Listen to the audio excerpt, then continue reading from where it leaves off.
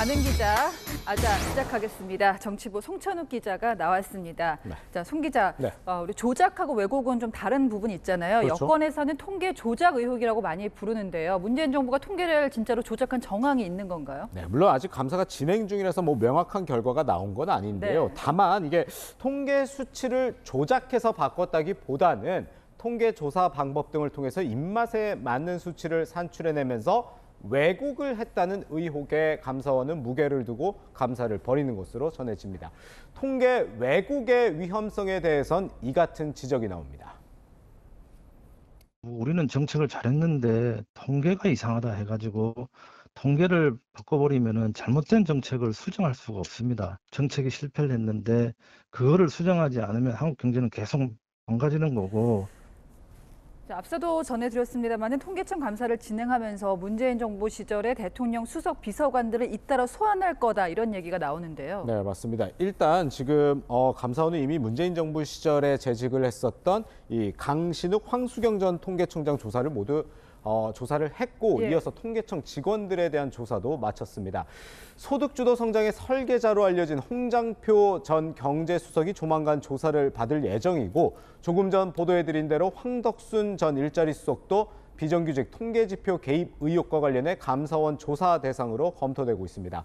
아시다시피 소득주도 성장, 문재인 전 대통령의 대표적인 경제 정책이었고 네. 비정규직 제로는 문 전 대통령의 취임 이후 1호 지시였습니다. 얘기한 바로 그 부분 때문에 이번 네네. 통계청 감사가 문재인 청와대 정책 라인을 겨냥하고 있다. 그런 얘기가 나오는 거 아니겠습니까? 네, 말씀하신 것처럼 아무래도 이 국가 통계라는 게 이 정책과 굉장히 밀접한 관계가 있기 때문에 그런 네. 얘기가 나오는 건데요. 앞서 감사원의 서해 공무원 피격 사건 감사가 국가안보실 대상이었다면 이번 통계 감사는 정책실을 겨냥한 것이란 분석이 나오고 있습니다. 이 조사 결과에 따라서 더 윗선인 정책실장까지 네. 조사가 이루어질 것이란 주장이 여권에선 흘러나옵니다. 그런데 이 의혹이 처음 제기된 게 아니라 문재인 정부 시절에도 야당이 같은 의혹을 제기한 적이 있었습니다. 네네. 그때는 실제 감사가 이루어지지는 않았었죠. 그렇습니다. 문재인 정부 시절에 이 국민의힘 야당이었잖아요. 네. 그때도 이 통계 정치화다 이런 공격을 많이 했고 또 당 일각에서는 감사원이 감사를 해야 된다 이런 목소리도 나왔었습니다. 하지만 문재인 정부 5년 동안 통계청은 단 한 차례도 감사를 받지 않았었습니다. 정권이 바뀐 직후 7년 만에 통계청에 대한 감사가 결정이 된 겁니다. 국정농단이 거창한 게 아니고요. 객관적인 진실된 통계 위에서 정책을 수립해 나가야 될 이럴 필요가 있다고 생각이 듭니다. 지금 3, 4분기에 감사를 할 계획을 갖고 있습니다.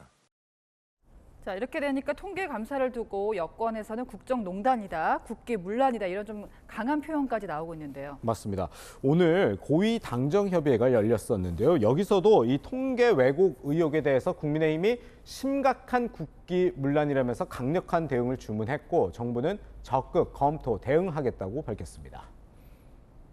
국기와 관련된 부분이라 엄정하고 철두철미하게 밝혀야 할 문제라고 의견을 모았습니다.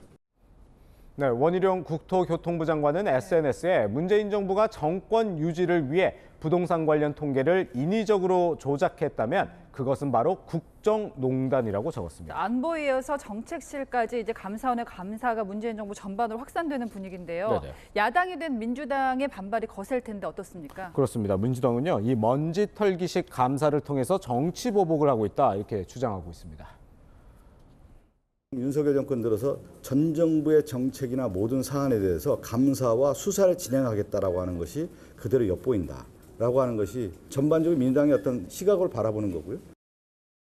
네, 앞으로요 여론전과 함께 감사원의 권한을 대폭 박탈하는 입법을 통해 대응에 나설 전망입니다. 자, 지금까지 아는 기자였습니다.